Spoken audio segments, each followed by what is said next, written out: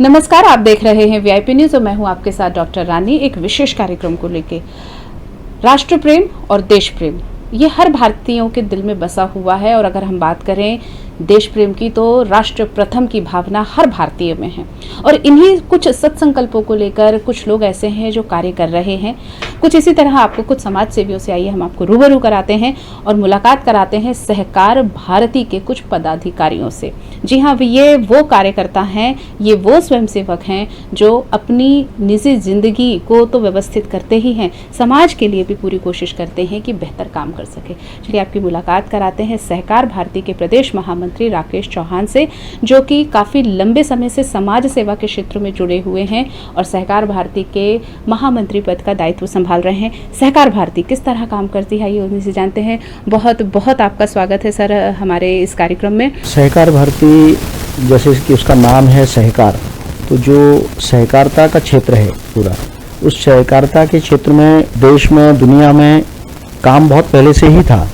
ऐसा नहीं है कि सहकार भारती ने ही काम शुरू किया है, लेकिन सहकारिता में जो सहकारिता की जो शुचिता है, उसकी जो पवित्रता है और संस्कारवान लोग आगे आके और सहकारिता के क्षेत्र में काम करें, तो इस सारे उद्देश्य को लेकर के अपना जो राष्ट्रीय स्वयंसेवक संघ है, राष्ट्रीय स्वयंसेवक संघ का अनुषंगिक संगठन, इस नाते से यह सहकार भारती राष्ट्रीय स्तर पर 11 जनवरी 1979 को इसकी स्थापना हुई।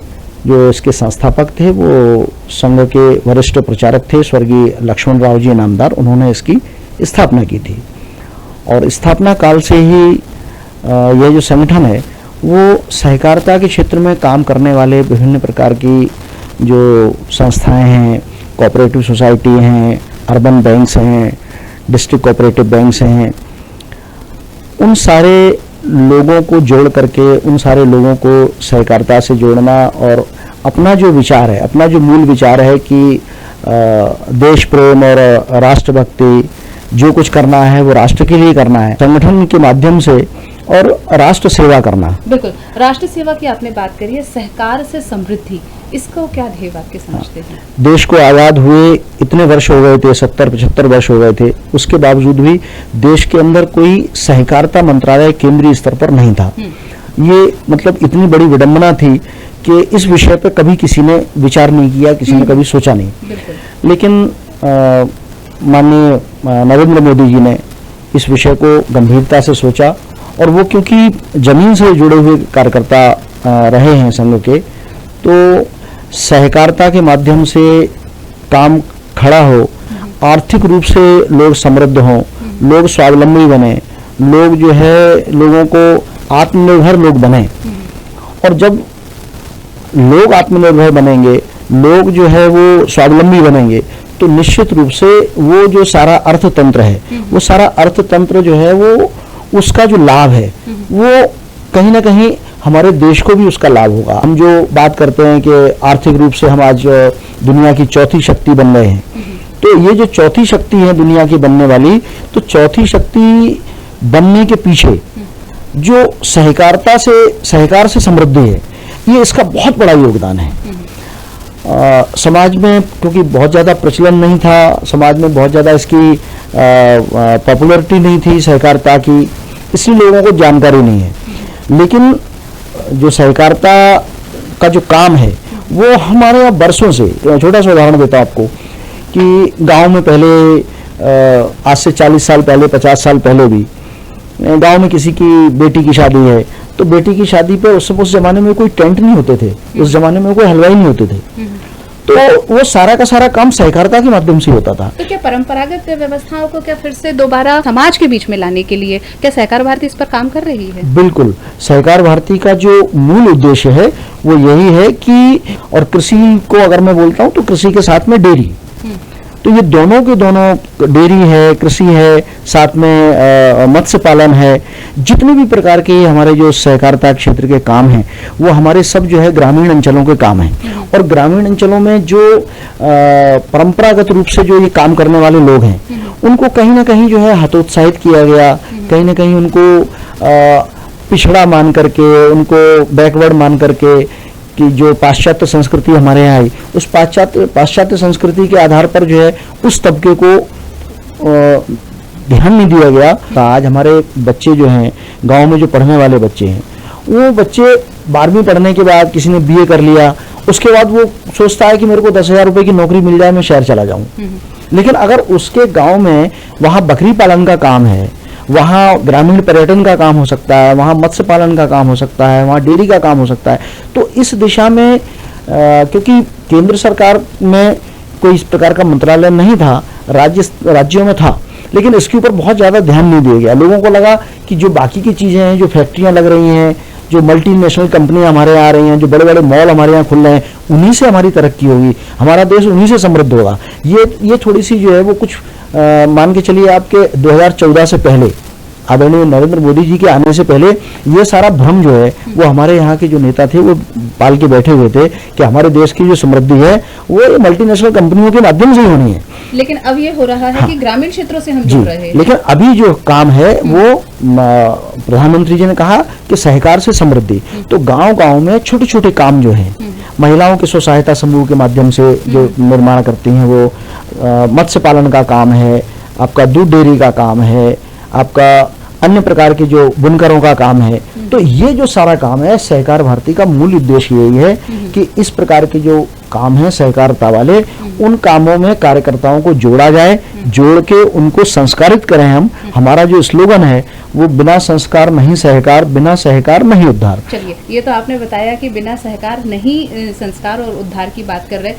कई तरह के कार्यक्रम होते हैं, अभी जो कार्यक्रम होने वाला है उसके बारे में थोड़ी अभी जो 23 मई 2026 को भोपाल में पूरे प्रदेश भर की जो हमारी महिला शक्ति है, नारी शक्ति है, इसके बारे में भी हम सब लोग पिछले कई दिनों से सुन भी रहे हैं।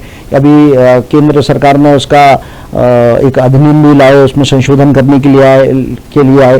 तो मैं केवल ये बात इसलिए बता रहा हूँ कि नारी शक्ति को आगे बढ़ाने के लिए हमारी सरकार का जो सरकार है और सरकार में बैठे हुए जो हमारे संगठनों के जो कार्यकर्ता वो सरकार में है, तो उनका सोच कितना बड़ा है कि मतलब सहकारिता में महिलाओं की भागीदारी, वो भी आधी भागीदारी उनकी भी होनी चाहिए। मतलब जब सरकार दे चाहे ना दे, सहकार भारती तो 33% से ज्यादा दे रही है। नहीं, सवाल 33% का नहीं, मैं तो 50% के हक में हूँ। अच्छा। जब हम ये बोलते हैं कि हमारी आधी आबादी महिलाओं की है, तो फिर 33% ही क्यों? आधा देते, बिल्कुल आधा ही देना चाहिए, 50% देना चाहिए। और महिलाओं को आगे करके जो मतलब मैंने अपने जीवन में जो अभी तक देखा है, मेरा अपना खुद का व्यापार भी है, मैं काम करता हूँ, तो जो काम करने की क्षमता, जो वैचारिक क्षमता, जो लगनशीलता जितनी महिलाओं में है, मैं पुरुषों का कोई अनादर नहीं कर रहा हूँ, लेकिन उनसे कहीं कम नहीं है, बिल्कुल बराबर का है। बस शर्त यह है कि उनको मौका कौन दे रहा है। तो मुझे लगता है कि हमारा जो संगठन है, हम अपने संगठन के माध्यम से इस पूरे क्षेत्र को, जो हमारी आधी आबादी वाला क्षेत्र है नारी शक्ति का, उसको भी आगे बढ़ावा देना है, उसको भी आत्मनिर्भर बनाना है, उसको भी स्वावलंबी बनाना है। और उस उद्देश्य से अभी हम 23 मई 2026 को भोपाल में प्रदेश भर की सभी जिलों से मातृशक्ति को यहाँ बुला रहे हैं और एक भव्य आयोजन, उनका महिला सहकारिता सम्मेलन का आयोजन हम लोग यहाँ कर रहे हैं। क्या आह्वान है महिलाओं से? महिलाओं से आह्वान है कि महिलाएं भी जो है वो अपना जो उनकी वैचारिक क्षमता है, उस वैचारिक क्षमता के आधार पर वो अपना भी एक्सपोजर करें, समाज में उनकी स्वीकार्यता बढ़ेगी।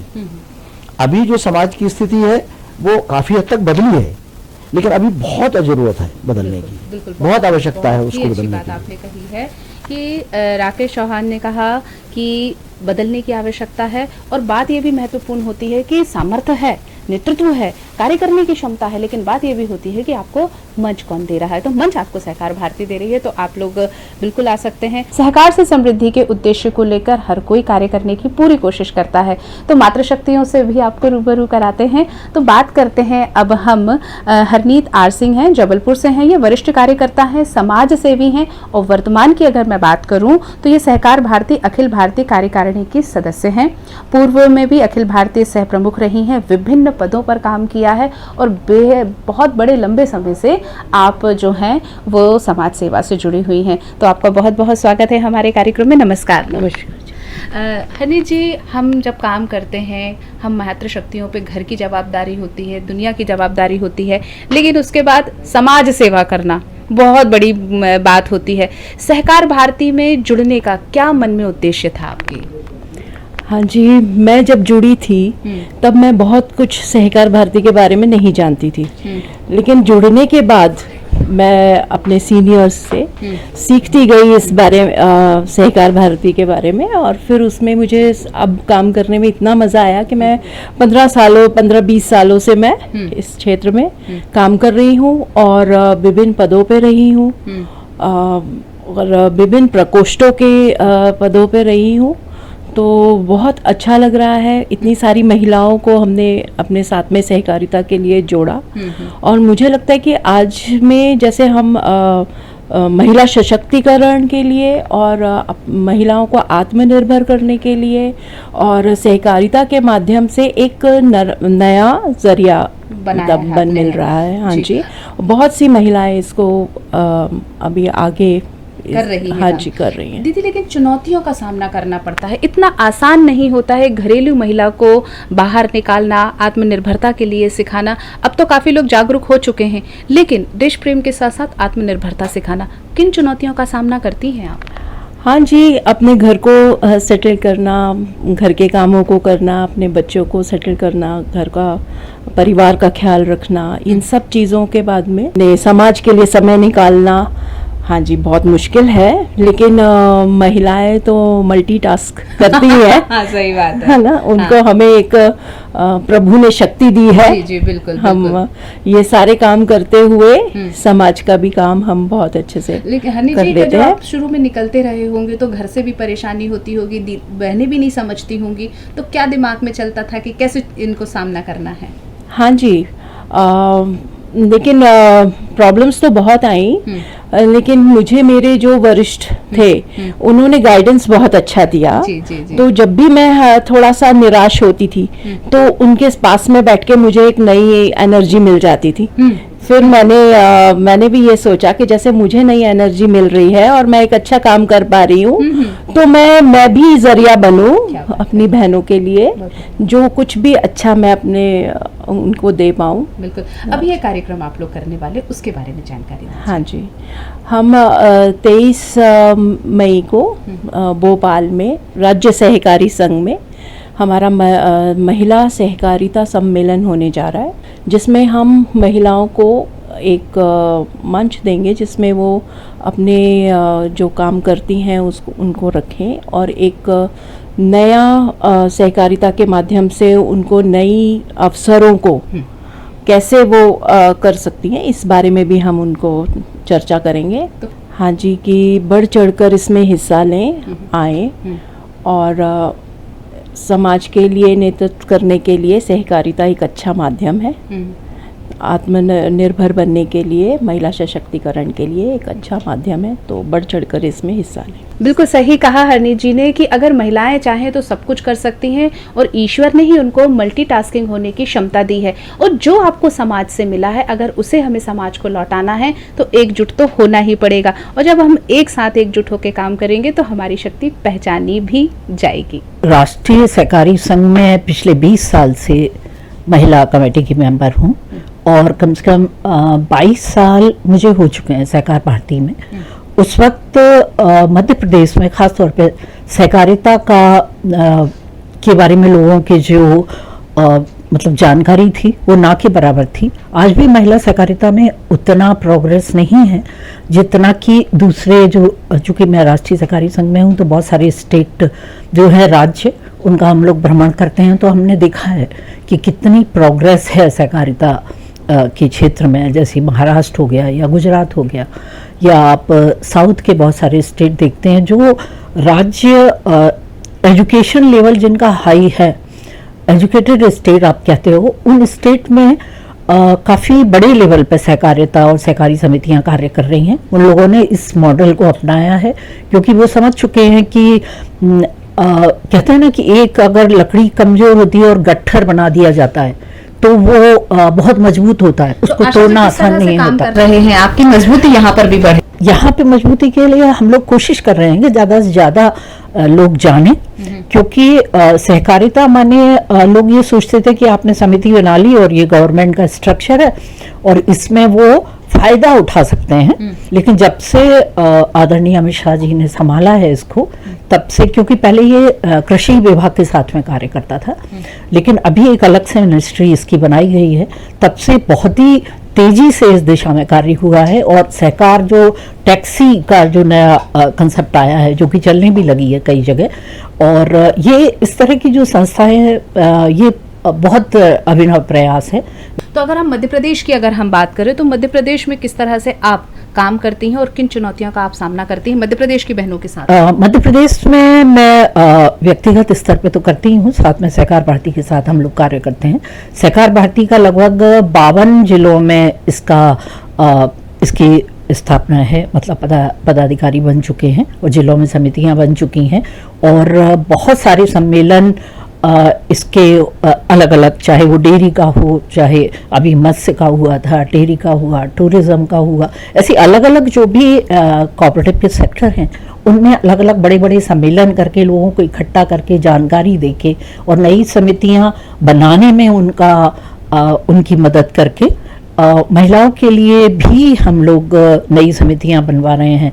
जितने समूह चल रहे हैं, स्व सहायता समूह, उनको भी हम सहकारी समितियों में कन्वर्ट करके और उन्हें इकट्ठा करके, जैसे कि आप जानते हो कि समूह 10 या 20 महिलाओं के बनते हैं, लेकिन जो समितियां बनती हैं उनका एक पूरा क्षेत्र होता है जिसमें हजारों की संख्या में सदस्य हो सकते हैं। तो महिला जो कोऑपरेटिव सोसाइटियां हैं वो भी बड़े लेवल पर स्थापित हों और महिलाएं इकट्ठा होकर अपने विकास के लिए, आर्थिक समृद्धि और समाज की समृद्धि के लिए कार्य करें। अब ये कार्यक्रम जो होने जा रहा है उसके बारे में जानिए। ये जो कार्यक्रम है ये भी इसी दिशा में, सहकार से समृद्धि की दिशा में एक अभिनव प्रयास है। प्रकोष्ठ बना हुआ है महिलाओं का, तो उसमें बहुत सारी महिलाएं जुड़ी हुई हैं और जुड़ भी रही हैं। हमारी जया जी इसकी प्रदेश का प्रमुख हैं और वो बहुत अच्छा कार्य कर रही हैं। हम सभी उनके साथ मिलके उनके इस प्रयास में भागीदारी कर रहे हैं और इस सम्मेलन से जो भी नए नए अभिनव जो प्रयोग हो रहे हैं या जिस तरह की अभिनव सोसाइटियां बन रही हैं,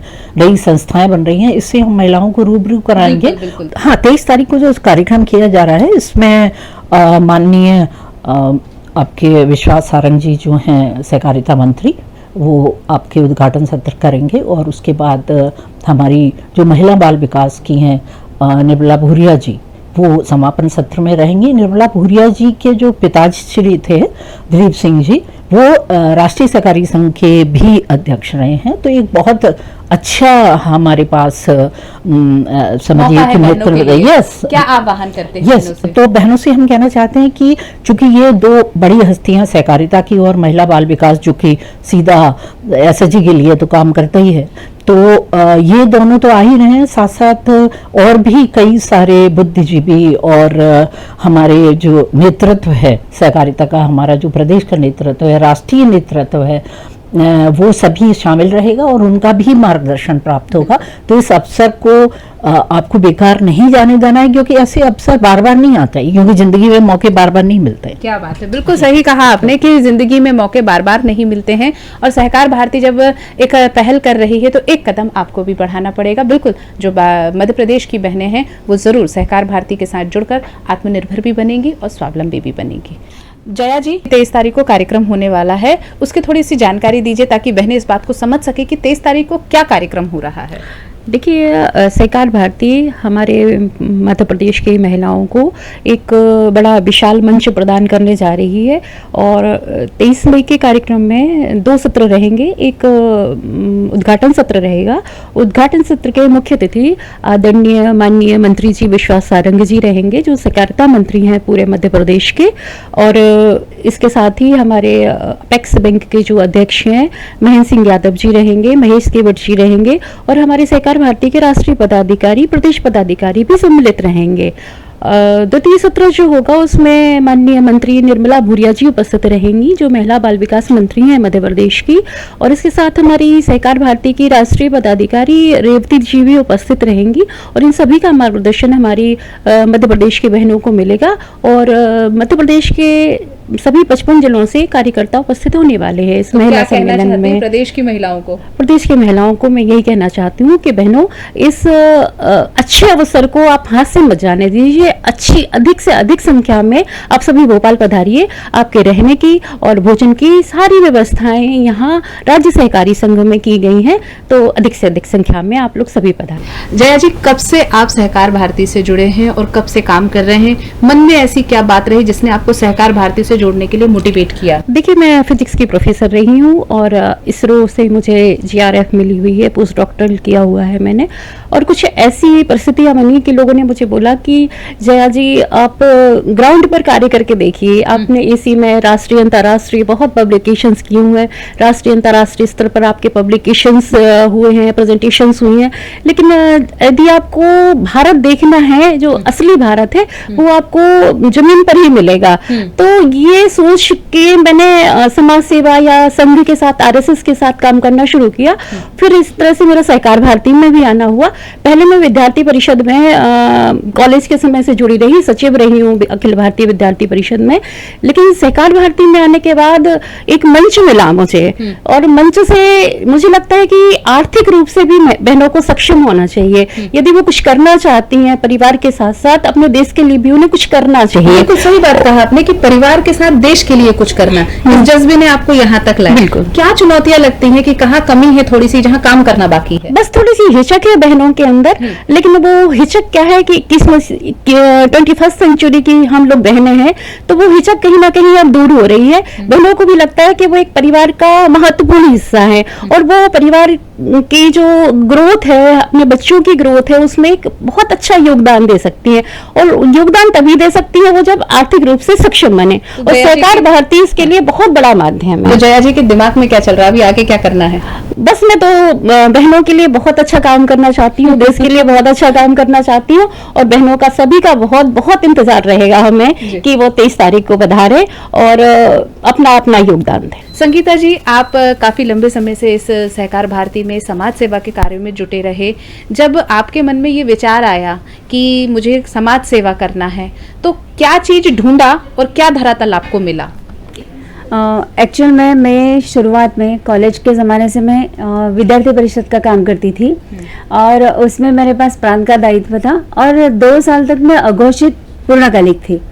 तो उसके बाद फिर क्या हुआ कि जब मैं बैंक में ज्वाइन किया, मैंने कोऑपरेटिव बैंक में, तब जो हमारे वरिष्ठ थे विद्यार्थी परिषद के, उन्होंने ही मुझे गाइड किया कि आप अब कोऑपरेटिव सेक्टर में आए हैं, तो आप ज़रूर उसमें सहकार भारती में ज्वाइन कीजिए, आपको काम करने में भी आनंद मिलेगा और आप कुछ कर सकती है महिलाओं के लिए। कुछ कर सकते हैं, ये बात तो मन में बात थी, लेकिन जब उस समय जब आप लोग निकले तो समाज इतना खुला नहीं था, काफी बंदिशें थी, तो उन बंदिशों को पार कैसे किया आपने? क्या मन स्थिति थी आपकी? एक्चुअल में मुझे वैसे कोई दिक्कत नहीं आई, क्योंकि मेरे घर पे मेरे पिताजी खुद संघ के कार्यकर्ता रहे हैं, और उन्होंने बेटियों को कभी बेटियों की तरह ट्रीट नहीं किया। उन्होंने हमेशा हमें बेटों की तरह ट्रीट किया कि हमको जो करना है हम कर सकते थे, पूरी फ्रीडम दी गई, पूरी फ्रीडम थी। इसलिए मुझे वो जो दूसरों को परिस्थिति का सामना करना पड़ता है घर से लड़ झगड़ करके, वो मुझे तो नहीं करना पड़ा। बिल्कुल आपको नहीं करना पड़ा, लेकिन जब आप समाज में गए तो वहां महिलाओं को करना पड़ा। उनको आप कैसे समझा पाती थी कि घर को कैसे समझाना है कि आपको बाहर आना है? क्योंकि मैं जब विद्यार्थी परिषद ज्वाइन किया था, उस समय स्थितियां आई थी कि लोग अपने बच्चियों को बाहर नहीं भेजते थे अकेले, पर जब हम धीरे धीरे उनके घर जाने लगे, वो हमारे घर आने लग गए, उनके पेरेंट्स तक हमारे घर में आते थे, क्योंकि उनको भी बेटियों की चिंता होती थी कि कहाँ किसके साथ घूम रही है, कहाँ जा रही है, क्या कर रही है। पर जब उनको पता लगा कि संघ से जुड़ी है और विद्यार्थी परिषद के लिए काम कर रही है, तो तब उनको भी हम पे फेथ हुआ, और उन्होंने हमारे साथ धीरे धीरे बेटियों को बाहर भेजना शुरू किया। बहुत बड़ा सर्कल बना वहाँ पे भी, और बहुत सारे लोग अपने अपने क्षेत्र में बहुत अच्छा काम कर रहे हैं। बिल्कुल संगीता जी, आपने बताया कि अब धीरे धीरे सर्कल बना, धीरे धीरे विश्वास जमा। अब हम अगर बात करें आज की युवा पीढ़ी की, पाश्चात्य जो संस्कृति है वो हावी होते जा रही है, ऐसे में जब आप भारतीय संस्कृति की बात करते हैं, देश प्रेम की बात करते हैं, तो क्या देखते हैं और अपनी बच्चियों से क्या अपेक्षा रखती हैं? अभी इसके मतलब आज से 2 साल पहले तक तो ऐसा था कि बच्चों को अपने संस्कृति और देश के बारे में इतना ज़्यादा अवेयरनेस नहीं था, प्यार नहीं था। लेकिन अभी 2 साल से जब मैं देख रही हूँ, उसके बाद सिंदूर जो ऑपरेशन हुआ, उसके बाद से लोगों में अवेयरनेस बहुत है। मतलब बच्चे खुद जुड़ रहे हैं अपने संगठनों से, उनको समझ में आ रहा है कि हमारी संस्कृति को बचाना कितना ज़रूरी है और आत्मनिर्भर सशक्त कैसे बनना है, इसमें भी लोगों का अभी ध्यान जा रहा है। अभी एक कार्यक्रम आप करने जा रहे हैं, उसके बारे में थोड़ा सा बताएं। अभी जो 23 तारीख को 23 मई शनिवार का दिन है, उस दिन जो महिला सहकारिता सम्मेलन हम लोग करने जा रहे हैं, तो उसमें एक्चुअल में क्या है कि उसमें कुछ महिलाओं को जो गवर्नमेंट स्कीम्स पता नहीं होती है, तो उसके बारे में हम लोग जानकारी देंगे। बिल्कुल। कि जो छोटे छोटे बचत गट काम करते हैं, उनको हमेशा फाइनेंशियल इश्यूज आते हैं, तो उनको गवर्नमेंट कैसे मतलब लिफ्ट अप करे, इसके लिए वो स्कीम्स के हम बताएंगे।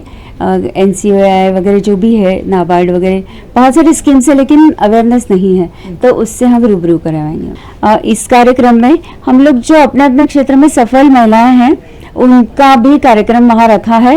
वो लोगों को गाइड करेंगी, बताएंगे कि हमने नीचे ग्राउंड लेवल से कैसे हमने आसमान को छुआ है, तो उसके बारे में भी वहाँ पे एक सत्र रखा है, तो उसका लाभ अवश्य लेने को मैं रिक्वेस्ट करूंगी सबको। बिल्कुल, तो बिल्कुल सही कहा संगीता जी ने कि अगर हम आगे बढ़ेंगे और धीरे धीरे अपनी संस्कृति के साथ साथ अपने देश प्रेम को भी आगे बढ़ाएंगे, तो हमारी आने वाली पीढ़ी भी जो है वो विरासत को संभालेगी और देश समृद्ध भी बनेगा। बिल्कुल, सहकार से समृद्धि जरूर बनेगी और समृद्धि के साथ साथ संस्कार भी जरूर बढ़ेंगे। सहकार से समृद्धि और बिना सहकार नहीं संस्कार, ये सब जो बातें हैं वो बिल्कुल सहकार भारती करता है। हमने सभी पदाधिकारियों से बातचीत की और महिला सशक्तिकरण के लिए भी जो है सहकार भारती लगातार कार्य कर रहा है। विभिन्न प्रकोष्ठों के माध्यम से तो उनके कार्यक्रम चलते ही रहते हैं और जो माताएं बहनें हैं वो भी आगे बढ़ चढ़कर हिस्सा ले रही हैं। और आने वाले 23 मई 2026 को दिन शनिवार को जो एक कार्यक्रम होने वाला है, उसमें बहुत ही शानदार कार्यक्रम आयोजन की जानकारी जो है सबने दी है। बिल्कुल, अगर बहनें आगे आती हैं तो वो अपना वर्चस्व कायम करेंगी, अगर मिलकर कार्य करेंगी तो उन्हें कोई भी पीछे नहीं कर पाएगा। और पीछे कोई ना करे, इसके लिए बहनों को खुद ही एक कदम आगे बढ़ाना पड़ेगा। और इस बात की उम्मीद की जाती है कि आने वाला जो प्रदेश स्तरीय महिला सम्मेलन है वो पूरी तरह से सफल होगा। तो बहनों, इस बात का बिल्कुल ध्यान रखिएगा कि 23 मई 2026 को दिन शनिवार को त्रिलंगा में जो महिला प्रदेश स्तरीय सम्मेलन होने वाला है, उस सम्मेलन में आप सभी आमंत्रित हैं और आप सब आइए और जो बहनें हैं जिन्होंने कुछ किया है उनके आप अनुभव जानिए, लोगों से मिलिए, अपनी बात को रखिए और अपनी समस्याओं के समाधान भी आपको वरिष्ठ यहाँ पे जो कार्यकर्ता हैं वो भी आपको देंगे। तो सबसे मिलने जुलने का एक बेहद खास अवसर आप सबके सामने है, इस मौके का जरूर फायदा उठाइए। मैं डॉक्टर रानी रैकवार, कैमरामैन संयम के साथ VIP न्यूज भोपाल।